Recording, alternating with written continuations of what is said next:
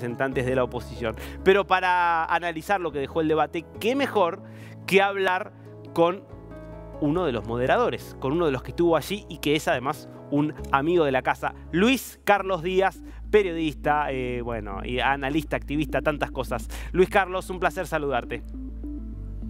Darío, un abrazo gigantesco desde Caracas. Este evento fue de verdad muy, muy retador. Fueron casi 3 meses de trabajo y bueno, se pudo concretar en un espacio, además, que hay que decirlo, después de 11 años sin debate, ahora se da sin democracia, con partidos perseguidos, con más de 300 presos políticos y con gente, bueno, que incluso pasó por prisión allí en esa aula magna, incluyéndome a mí.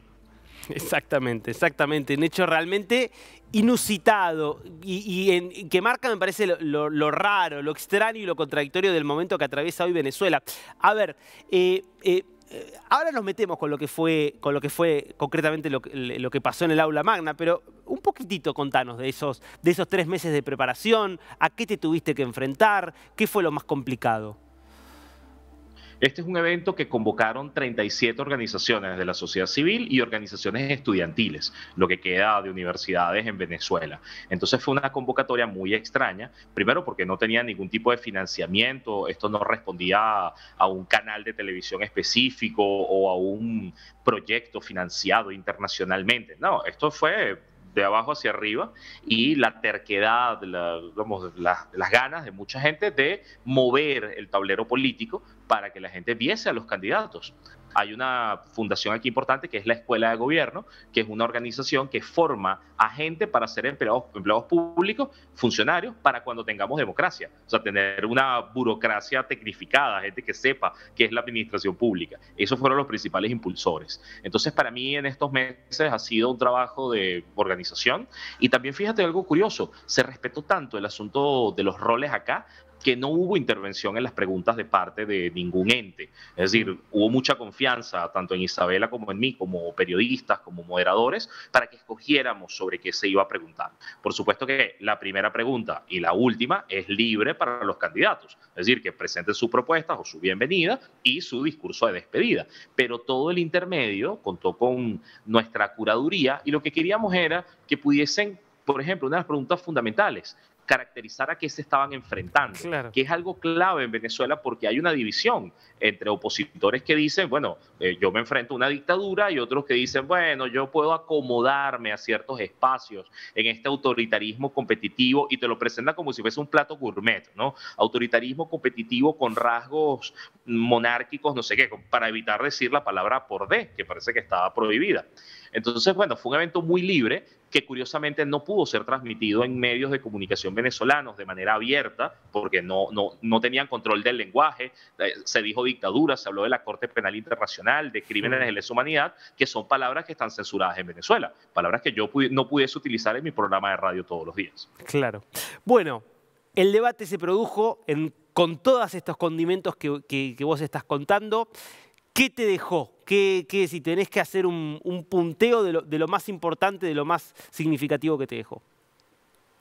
Aquí hay dos cosas. Uno, que pensar que hay muchos políticos aquí que no habían sido escuchados por la gente, que no eran tan conocidos o había prejuicios sobre ellos, porque aquí o los ves en redes sociales o no existen. Esta gente que está acá no es entrevistada en medios de comunicación desde hace más de 4 años. De hecho, a Delsa Solórzano la entrevistaron en una radio hace un mes y la radio fue cerrada, directamente cerrada. Entonces, que la gente los escuche es importante.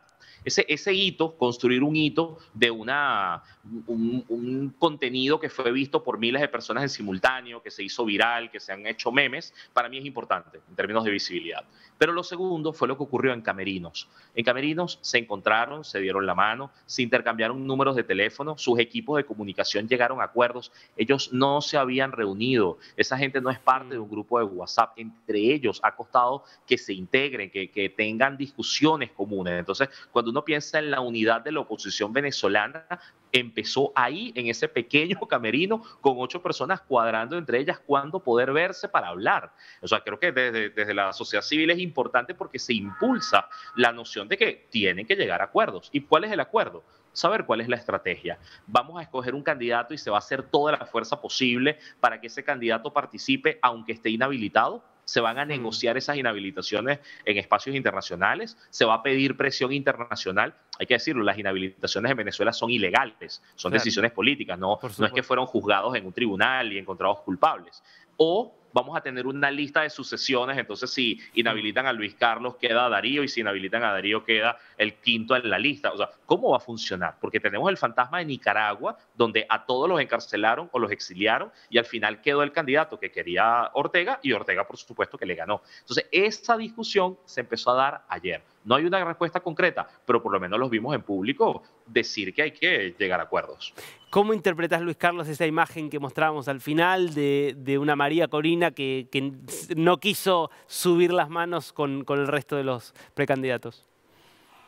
Darío, tengo una versión, y es que tenía roto el blazer, la chaquetita que tenía puesta, se le rompió ahí y no quería levantar el brazo y mostrar el hueco. Ese es un relato.